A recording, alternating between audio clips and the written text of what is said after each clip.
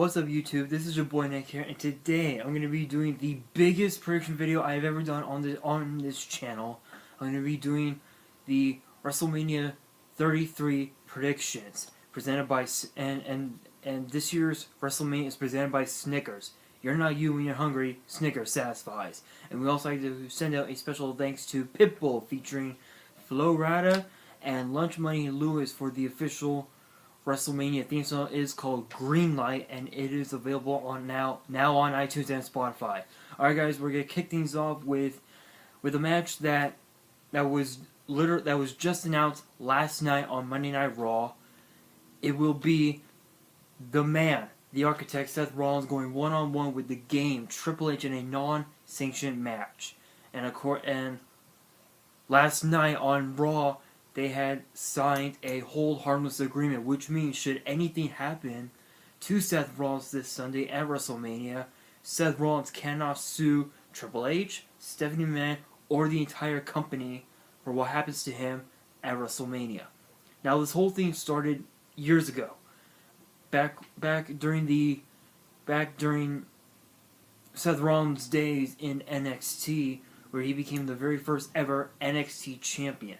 He then went on to form the Shield alongside Dean Ambrose and Roman Reigns in NXT, and they literally dominated NXT. They went on to the main roster of the WWE, and they dominated WWE. Dean Ambrose went ahead and went on to win the United States Championship, and of course Rollins and Reigns went on to win the tag team titles. And then in 2014, the night after Payback, Batista quit, and Seth Rollins turned his back on Ambrose and Reigns, and he bought in to the evolution of Seth Rollins, and he won Money in the Bank. He won the WWE Championship at WrestleMania. And then after all that, he tore his ACL, MCL, and meniscus in his right knee. He was out for the latter part of almost a year. He came back and won the WWE Championship, but lost it to Dean Ambrose on the same night. And then he went after the WWE Universal Championship on numerous occasions, and it was all because of Triple H that he was never able to get the WWE Universal Championship. So at the Royal Rumble, he wanted to enter, he lost because of Triple H. And now it has come full circle this Sunday. Honestly, I'm gonna have to say Triple H, to be brutally honest, because Seth Rollins, he's not 100%. Yes, I will always be a Seth Rollins fan, no doubt. But Triple H, there's a reason why he's been called the cerebral assassin for so many years of his career. It's because he is conniving. He'll do anything to get ahead. He'll do anything to... What's the phrase that I'm looking for? He'll do anything to punish his foes. So I'm going to have to go with Triple H on this one. Alright guys, now we move on to the Intercontinental Championship that was announced last week on SmackDown Live. It will be Dean Ambrose defending the Intercontinental Championship against the Lone Wolf Baron Corbin. Now this whole thing started back at the Elimination Chamber pay-per-view inside the chamber, I believe last month, back in February, where Dean Ambrose eliminated Baron Corbin from the Elimination Chamber match for the WWE Championship. Baron Corbin attacked Dean Ambrose, and thus Ambrose got eliminated. So for weeks, Corbin has tried everything to make sure that Dean Ambrose suffers. So Corbin challenged him to a match this Sunday for Ambrose Intercontinental title, and Dean Ambrose accepted. So we have this match. Honestly, you know what? I'm gonna have to say Ambrose, to be honest, because when it comes to a championship, Dean Ambrose will find a way to come out on top. There have been times where he has lost, but most of the time he's always won. So I'm gonna go with Dean Ambrose on this one. Alright guys, now we move on to a match that was made official on SmackDown Live earlier tonight. The phenomenal AJ Styles will finally get his wish to headline WrestleMania, but this time against Shane McMahon. Now of course this is like weeks in the making because it all started when Styles lost the #1 contenders match against Orton a number of weeks ago. Styles attacked Shane McMahon from behind a couple of weeks ago, and it was all because he didn't get a match at WrestleMania. Well, now he has one against Shane McMahon. You know what? Honestly, Styles, just flat out AJ Styles. Honestly, because yes, he may have lost last year at WrestleMania, but I think this year he can. I think this year he can redeem himself. So I'm going with Styles on this one. Alright guys, now we move on to a mixed tag team match. Now this will be the first mixed tag team match in, I believe, since 2011. Yeah, since 2011, WrestleMania 27, that we had a mixed tag team match at WrestleMania. This one, it will be The Miz and his wife Maurice taking on John Cena and his girlfriend Nikki Bella to determine who really is the it factor, the it couple of the WWE. Now of course, with this match, it's years in the making. Cena and Miz never liked each other, ever. You know, even when the Miz had his like reality TV star look, the outfit, if you will. And even when Miz was WWE champion, they never liked each other. And it's the same thing with Miz and Maurice. They never liked each other at all. So honestly, this is a match to determine who truly is the it couple of WWE. Now of course, rumors, there have been rumors going around for weeks saying that this could very may well be Nikki Bella's last match due to her neck injury. Honestly, I'm gonna have to say Miz and say Cena and Bella, because Nikki Bella, believe it or not, Nikki Bella is 0-3 at WrestleMania. She has never won a match at WrestleMania in her career. John Cena is 9-3 at WrestleMania. So, and Miz, I believe he is 4-2 or something like that at WrestleMania, and Maurice is 1-1 at WrestleMania. So if you think about it, who's got more experience? Of course, Nikki Bella and John Cena. Alright guys, now we move on to a match that was announced yesterday on WWE's official Facebook page, that this match will now be a triple threat ladder match. It will be Gallows and Anderson defending the Raw Tag Team Championship against Enzo and Cass and Sheamus and Cesaro. You know what? I'm gonna have to say Sheamus and Cesaro, because this despite what happened to them in the past, they've seemed to really get along quite well. I'm actually quite surprised that they coexisted and actually became Raw Tag Team Champions. I'm actually very fond of this team. Honestly, I have to admit this team is actually pretty. They're pretty fun. So I'm gonna go with Sheamus and Cesaro. Alright guys, now we move on to the Cruiserweight division as Neville defends the Cruiserweight Championship against Austin Aries. Now this will be the first Cruiserweight Championship match in over a decade. It has been literally over 10 years since the Cruiserweight Championship has been defended at WrestleMania.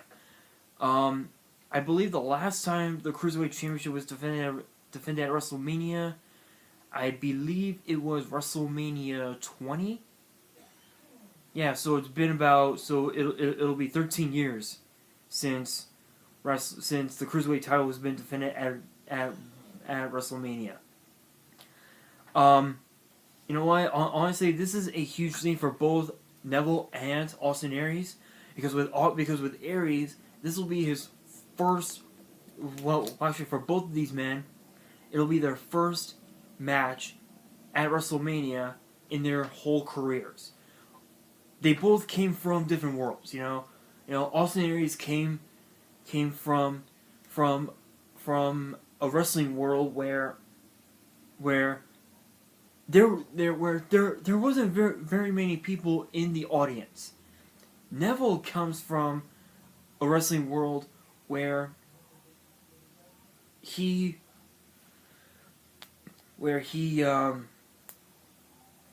didn't really have where there wasn't really many fans at all. So this is basically a match to determine who truly is the better cruiserweight. And if you think about it, this match is a match between the Red Arrow and the Reigns of Saturn against the Discus 5-arm and the Last Chancery. Now, of course, for me personally, I have not seen the Last Chancery submission hold in years. It has been years since I personally have seen that submission hold. That's what made Austin Aries a world champion in other wrestling promotions. So honestly, this match I'm gonna have to go with Austin Aries because I think he has what it takes to prove that not only can he hang with the king of the cruiserweights, but he can take the throne from the king of the cruiserweights. So I'm gonna go with Austin Aries on this one. Alright guys, we now move on to the 4th annual Andre the Giant Memorial Battle Royal.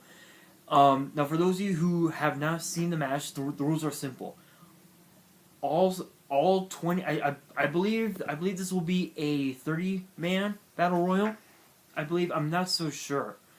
But yes, all 30 superstars will be in the ring at the same time.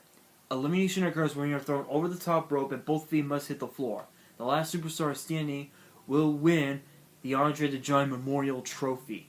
Now, of course, there are a lot of superstars who will be in this match. Of course, the new SmackDown Tag Team Champions, the Usos, the Fashion Police or Breezango, Mojo Rawley, Big Show, Mark Henry, Braun Strowman, Sami Zayn, American Alpha, Dolph Ziggler.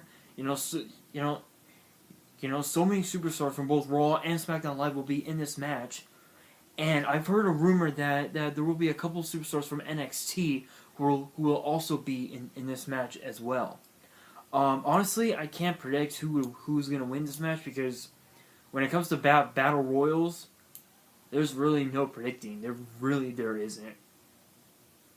Alright guys, and then we move on to the SmackDown Women's Championship as Alexa Bliss defends the title in a 6-pack challenge against Natalya, Becky Lynch, Carmella, Mickie James, and now Naomi. Originally, it was going to be a fatal 5-way, but of course, Naomi is back So this will now be a 6-pack challenge. Now, of course, under 6-pack challenge rules, first woman to gain pinfall or submission will become SmackDown Women's Champion. So Alexa Bliss does not have the champion's advantage. Honestly, I'm gonna have to go with Mickie James on this one because there is a lot of history, there is a lot of writing on this match for Mickie James, because if she were to become SmackDown Women's Champion, she will tie Hall of Famer Trish Stratus with 7 Women's Championship titles. So I'm gonna go with Mickie James on this one. But honestly though, I can't really take anything away from Alexa Bliss because she's pretty impressive. I will admit, she's been impressive as SmackDown Women's Champion. But I think again, Mickie James, I think she's gonna take it. All right, guys. Now we move on to a match that many people believe was not. Many people didn't believe that it was ever gonna happen. This match is going to determine who truly is the big dog in the yard. It will be the new big dog, Roman Reigns, taking on the original big dog, The Undertaker. Wow, this you know what, honestly for me this is a no-brainer. Undertaker, no doubt. He's 23-1 at WrestleMania. Alright? He's only lost once, and that was to Brock Lesnar at WrestleMania 33 years ago.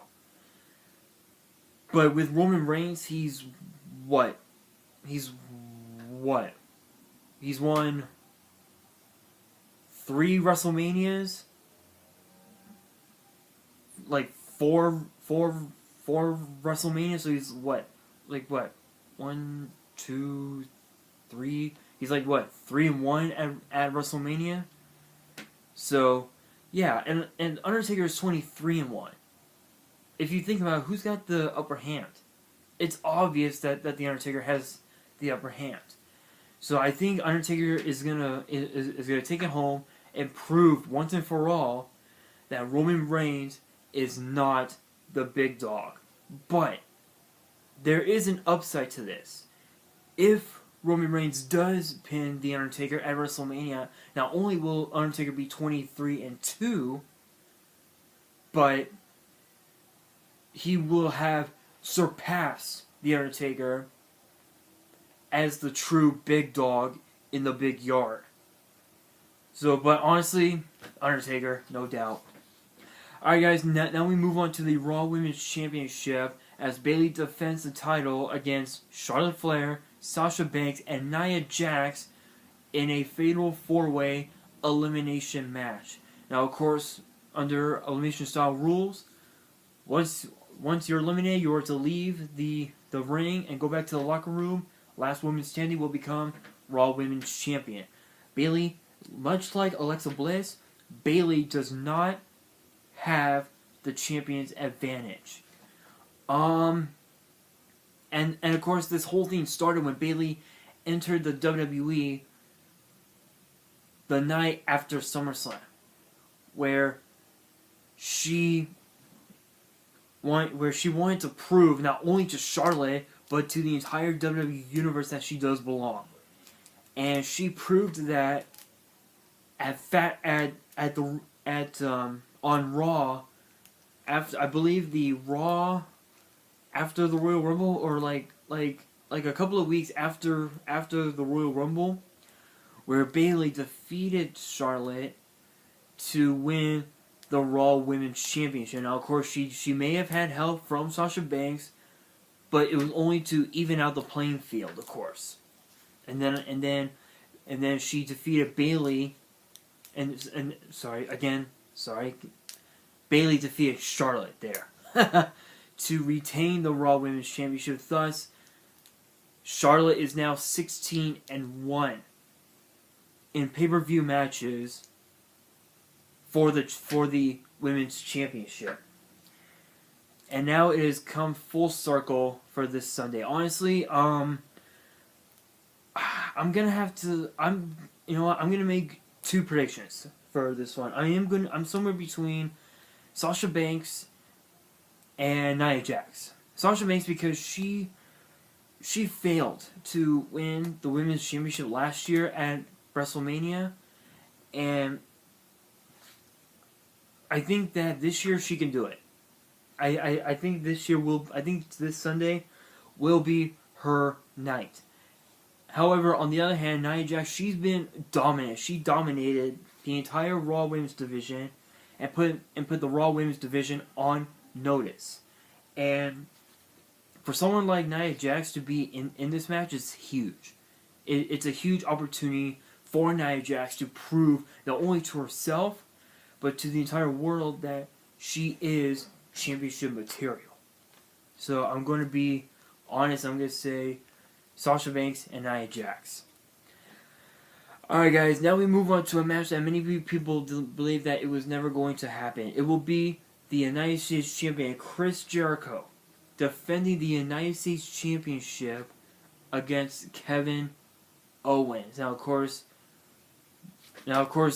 Owens and Jericho in Kevin's mind, they were never best friends. So this is more. So for this match, it's retribution for both these men, but at the same time, Jericho has a lot more to lose than Kevin Owens. Honestly, I'm gonna have to say Jericho because he's had so much bad luck with WrestleMania. Ever since he lost to Shawn Michaels at WrestleMania 19, he's lost at WrestleMania 19, WrestleMania 20, WrestleMania 21, WrestleMania 25, and then of course WrestleMania 28, WrestleMania 29, and then of course he defeated AJ Styles last year at WrestleMania. So yes, he's had some luck for when it comes to WrestleMania, but honestly, I think Jericho is gonna crack and lose the title, but we will see what happens this Sunday. All right, guys, it is now time for the Raw main event for WrestleMania. It will be the iconic Goldberg defending the Universal Championship against Brock Lesnar. Now, of course, this whole thing started 12 years ago at WrestleMania 20 when Goldberg defeated Brock Lesnar with Stone Cold Steve Austin as the special guest referee. Lesnar is still haunted for so many years by the fact that Goldberg defeated him at WrestleMania. So then, back in October on SportsCenter, Goldberg was asked the question, if you were to return to the ring, who would you want to face? Goldberg mentioned that he did not owe Brock Lesnar a rematch, that he was able to get his hand raised during the first encounter, and he said that if he were to come back, that would be the match. So Lesnar challenged Goldberg. Goldberg accepted. Goldberg won in 1:26. At the Royal Rumble, he eliminated Brock Lesnar in under a minute. And then at Fastlane, he defeated Kevin Owens in 26 seconds to win the Universal title. Of course, with the help of Jericho, of course. And now we are down to this Sunday. Honestly, I'm gonna have to say Brock Lesnar because he's had a lot of luck when it comes to WrestleMania the last couple of years. And I think that if Lesnar were to beat Goldberg and win the Universal title, I think that Lesnar will finally have some closure over the fact that he lost to Goldberg not only at Survivor Series back in November, but also at WrestleMania 20, 12 years ago. Alright guys, it is now time for the SmackDown main event. It is for the WWE Championship as the Eater of Worlds, Bray Wyatt, defends the title against the Viper, Randy Orton. Now this whole thing between Orton and Wyatt dates back to after SummerSlam when Orton lost to, well, technically won against Brock Lesnar by disqualification. But still. So Wyatt comes in, says that Orton's a wounded snake and whatnot, and so then the rivalry started. Wyatt was literally under Orton's skin, and it got to the point where he had a plan. And he said, if you can't beat them, join them. So he joined the Wyatt family. He helped Bray Wyatt and Luke Harper win the SmackDown Tag Team titles. And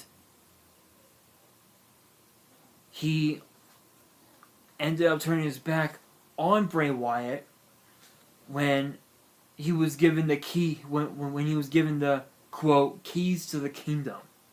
And of course, we all knew that the kingdom was the Wyatt compound. So Randy Orton burnt the Wyatt compound to the ground a few weeks ago, and then of course a bunch of other nonsense happened, and now this Sunday. Well, honestly, I'm gonna have to go with Randy Orton on this one. Honestly, because